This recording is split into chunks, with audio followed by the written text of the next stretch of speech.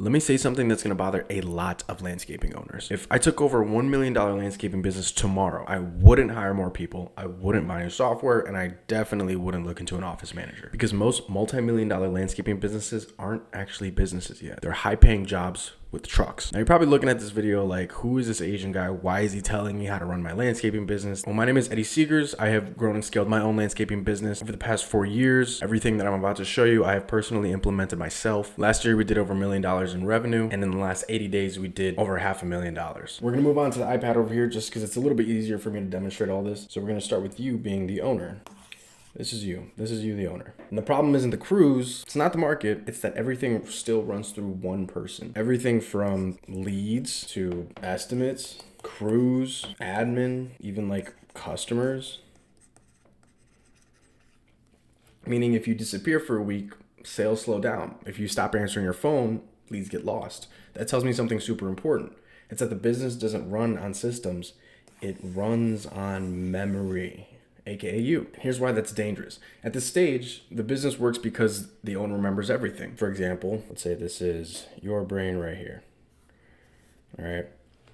So I'm going to call this the owner's brain. You remember who to follow up with. You remember how to price certain jobs. You remember which clients are sensitive, and you remember who hasn't paid yet. Meaning follow-ups,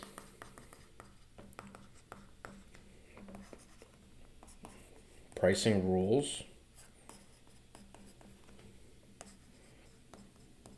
payment status, and crew fit.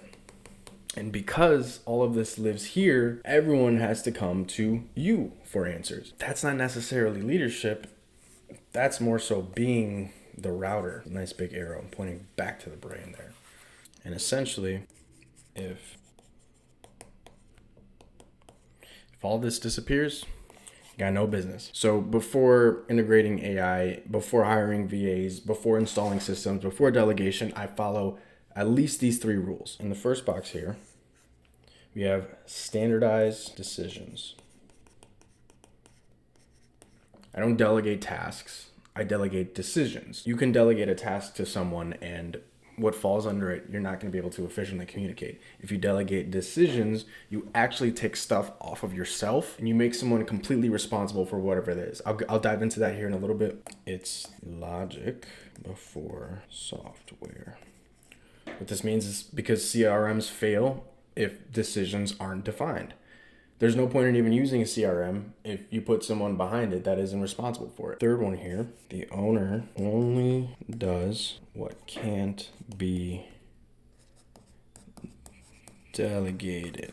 You can't really read that, but it says delegated there. It's not what feels important, it's what literally can't be systemized. But remember, what you don't want to do is you don't want to hire admin.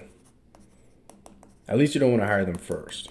Because honestly, delegation without standardization is just expensive chaos. You're essentially scaling problems. If you yourself can't efficiently define it and show it to someone, how do you expect someone else to be able to do it just as good and better than you do? The first system I build isn't marketing, it's actually admin, because admin is where all of your time dies. Real quick, I have a gift for you. This is the AI automation map for landscapers. It's something me and my team spent 3 months building. What we did is we analyzed my entire landscaping business and looked at what automations helped us graduate to that next level. And if you want to know how to automate follow-ups, quotes, bookkeeping, scheduling in the stage that you're currently at, this is a free gift. You can click the link below this video and I'll take you straight to it. And if you want my help to break through that level that you're currently at, on the thank you page, you can book a call with me and I'll personally audit your business and show you exactly where you're leaking $30,000 every month. Click the link in the description, see if you qualify. Again, there's no pressure. This is a gift to you, absolutely free. After the lead comes in, you send them an estimate and then you follow up and payment.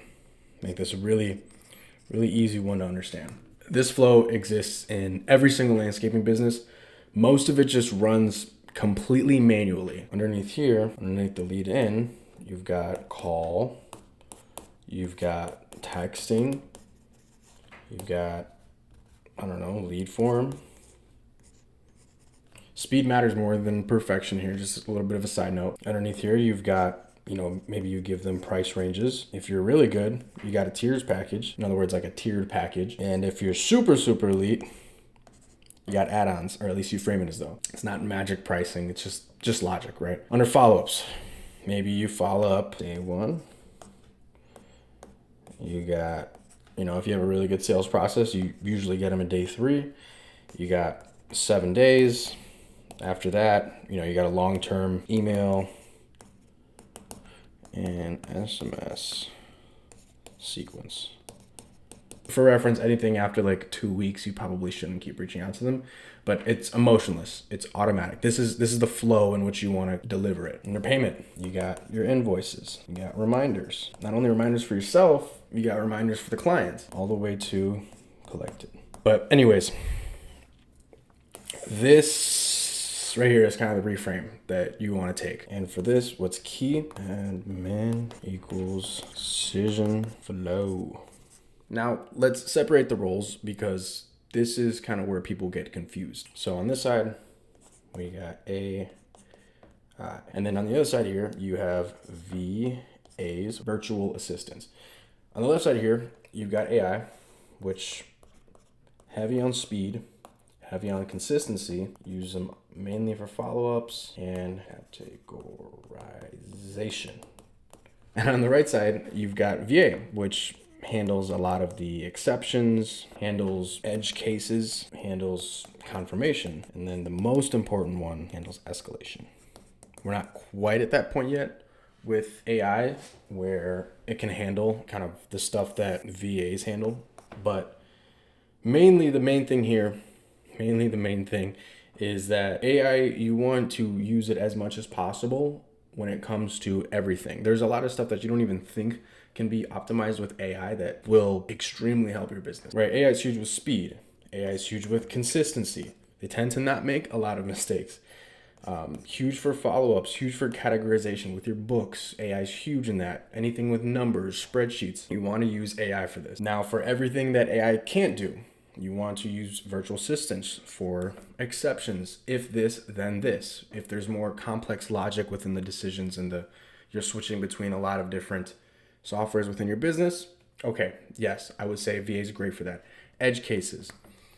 With landscaping in general, with any service business, there is going to be edge cases. With any business in general, there's going to be some sort of exception, but that's not the point. The point is that when that does happen, you have someone there that's not going to let it fall apart. Confirmation, I don't need to go into that one, but the main one is escalation.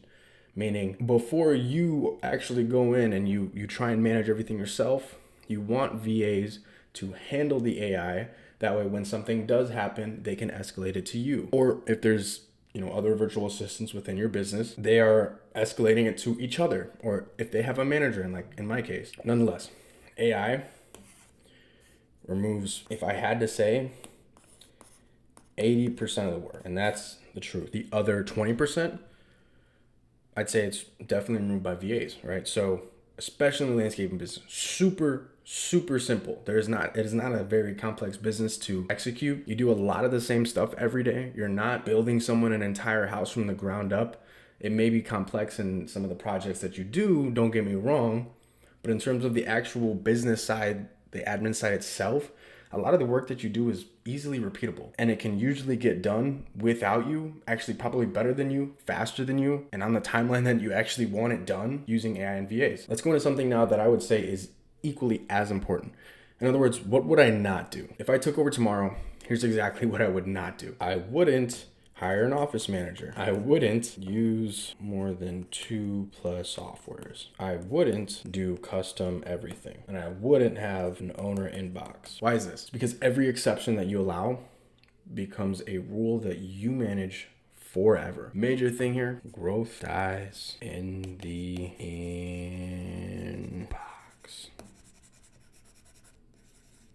Now that we've got a completely rebuilt business, here's what the owner does now. Initially, he was answering calls, approving everything. He was chasing down payments. He was fixing avoidable problems. Now what the owner does is consultations, manages relationships, focuses on growth decisions and vision. In other words, this is what an owner should be focusing on. Now, you're probably thinking, wow, that sounds so boring. The owner doesn't do anything all day. One thing that a lot of entrepreneurs don't understand, or at least business owners that are aspiring to be entrepreneurs, is that as the owner, your time is the most valuable in the entire company. And if your time is stuck doing answering calls, managing like these tiny little inconsistent things that happen throughout the day, you can't spend time doing stuff that actually pushes the business forward. Sure, don't get me wrong. You could oversee every single job site, every single one that comes in, day out. By the end of the year, you might just barely scrape away at 500,000, maybe $1 million. If you're super lucky and you have a lot of jobs, maybe $1 million. You probably would have worked 80 hours every single week that entire year. I have no doubt about it. And the only way that you can actually grow your business is if you get off the job site so that you can have multiple job sites that you're overseeing, or that you have someone in place of you that is overseeing them for you, which at that point, in my personal opinion, in a landscaping business, the owner should always be heavily focused on sales, right? Doing the work, that's the first thing that's got to go. You have to stop doing the work. If you're the best tech at your landscaping company, you might as well just go work for another landscaping company, because you're probably going to make more money as an employee there than you are as an owner in your own business. First thing, get out of the field. Second thing, get off the phone. It may seem like, oh, no one's going to care about my business as much as me type of thing.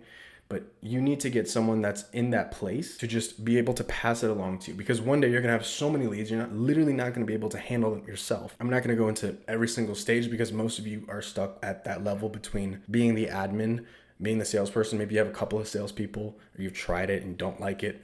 So you're probably still stuck doing consultations, which it's not a bad place to be. That's typically within the $1 million to $2 million range. But once you can, after that, delegate and hire a tech, a lot of times it's your best guy, or they have specialists that actually go out and do this. That's when business really booms. That's when you can fully take a step back and you get very close to that completely out of day to day. Going back to my point.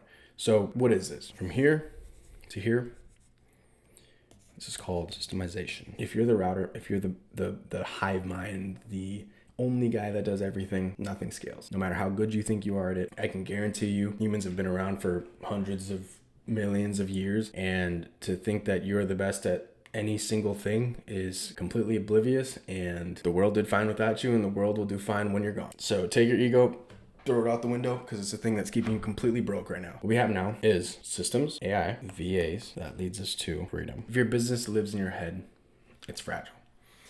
If you want it to run without you touching everything, you need systems before you need people. If you want help seeing exactly where you're the bottleneck, book a business audit. I'll show you what to remove first.